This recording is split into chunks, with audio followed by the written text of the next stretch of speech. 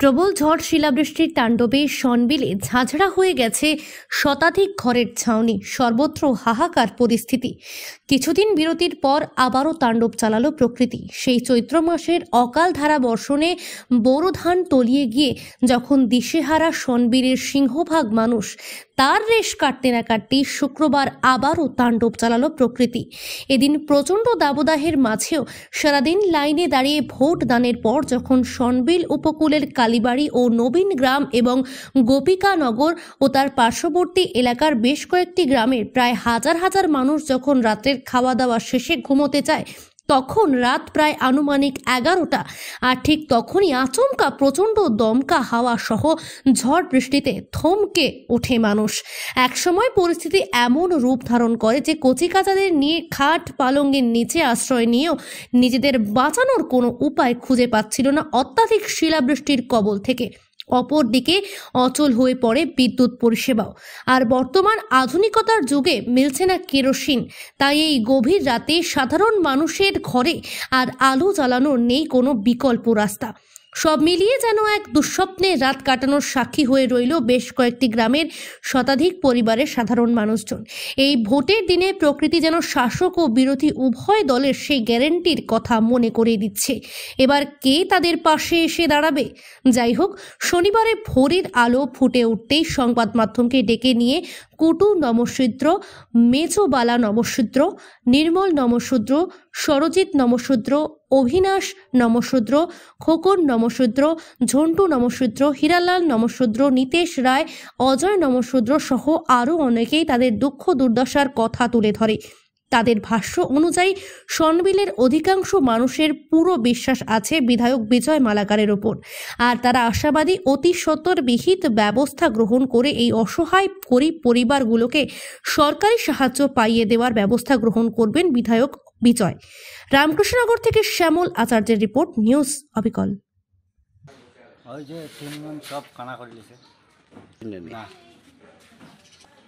এইভাবে তো প্রায় বহুত দিন হয়ে গেছিল। নবীনগ্রাম কোন জিপির? গামারি জিপি তারা সব খোয়া হয়েছে। কিতা কইন তারা? খালি তো লিস্টও আছে এখন পর্যন্ত পাইছি না। হ্যাঁ, এবার কি এখন তো আমরা একটা ঘরের দরকার, বেশি বাচ্চা কাচ্চা লিয়ে থাকতে পারি না, বহুত কষ্ট। তারপরে সরকার তো খালি আজকে দিব কালকে দিব এরকম চলে। প্রায় 10 বছরের মতো হয়েছে রাজমিস্ত্রি তো। আর আমরা নবগ্রামে আছে এটাও দেখা যায় না, খালি শুধু দেখা যায় আমার গরু আছে। আর সরকার তো দেয়ও না, খালি আজকে দিন কালকে দিন এরকম। আচ্ছা, এখন বর্তমানে কি অবস্থা? তো নাই, এখন টিমকে বদলাইলে হঠাৎ তো সম্ভব না। কারণ খাস এখন একদিন আর 3 দিন না, খাস কোনো নাই। কি হয়েছে ঘটনা? ঘরে কালকে শিল তুফান হইয়া মানে বড় বড় শিল মারছে, কেজি 1.5 কেজি ওজনের মারিয়া পুরা টিনুন পুরা সাদা সাদা করে দিছে। এখন মানে পুলা ছোট পুলা ফান লইয়া মানে ঘরের ভিতরে থাকার মতন অবস্থা নাই, সব একবারে ইয়ে করে দিছে। আর এখন আমি এটা আশা করছি যে আমাদের বিজয় মালাকার আছেন, তার কাছে আমরা একটা আবেদন জানাই যে আমরা একটা ব্যবস্থা করিয়া দেওয়া হোক। আমরা ছোটো ফুলাখান লইয়া এখন যেতাম কই যে আমরা এই টিনুন সম্পূর্ণ টিনুন খানা হয়ে গেছে গিয়া, যে এই টাকা দিয়া যে টিনটা কিনে আনতাম তাড়াতাড়ি, এরকম তো ব্যবস্থা আমার কাছে নাই। আপনারা কিতা কাজ করেন? আমি তো মনে করো এই দিনমজুরি করি, এই কাম কাজ করি, দা কাম করি। আচ্ছা, আপনার আমার তো সেম অবস্থা। মানে ঘরের টুন্ডি সব দেখতে নিচ্ছে, মানে এটা খানা গুনা করি। এখন যে খাইয়া বেশি যাইতাম এটা অবস্থা নাই, যে 3 দিন লাগাইতাম পয়সা দিন করতাম, তাও তো নাই, কবিতাও নাই, দাম তো নাইও আমার, দামের নাইও আমার মূল্য নেই। দিনে আনি রুজি করি, দিনে খাই ঠান্ডা। আচ্ছা, এখন কি চাইটা?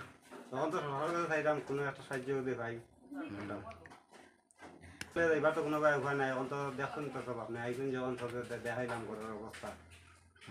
লন্ঠন নমশূদ্র। কি হয়েছে ঘটনা? এখন যখন আমার ঘরের অবস্থা কীভাবে আসি আমার ঘর দরজাও নাই, আমি পূর্বমল থেকে বিজেপিও হরিয়ে গিয়ে আমি আচ্ছা। এখনও পর্যন্ত আমি এই ঘরের কোনো সন্ধান পাইছি না। ঘর সরকারি কোনো ঘর পাইছেন না? না, সরকারি কোনো ঘর পাইছি না। এটার মধ্যে থাকেন নি? ও ইটার মধ্যে থাকে আমি।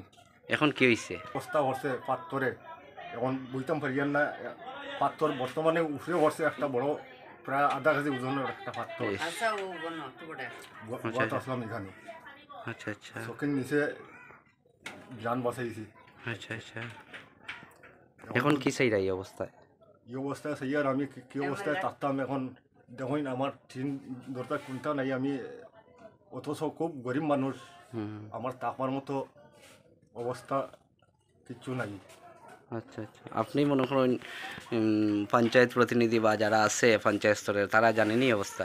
তারা জানিয়েও অবস্থাটা আমার বহুত আগ থেকে তারা জানাই আছে। আমার কোনো আচ্ছা, অবস্থায় কোনটা পাইছি না এখন বর্তমানে। এই করে বসবাস করা কেমন বছর থেকে? এই করে বসবাস করি আর কেমন বছর থেকে? প্রায় 20 বছর 30 বছর থেকে এই কি কাজ করবেন কাজ তো কাঠি কাজ করি, যখন যা পাইন? যে সময় যেটা পাই করিয়া চলিয়া। আপনার ছেলে মেয়ে? ছেলে মেয়ে এক ছেলে আছে। আচ্ছা আচ্ছা আচ্ছা। ছেলেও আবার রোজগারে নাই। ছেলের বয়স? ছেলের বয়স প্রায় 18 পড়ছে এখন বর্তমানে। ও আচ্ছা আচ্ছা। তো এখন এই ব্যাপারে কি চাইরা? অবস্থায় এই দেশও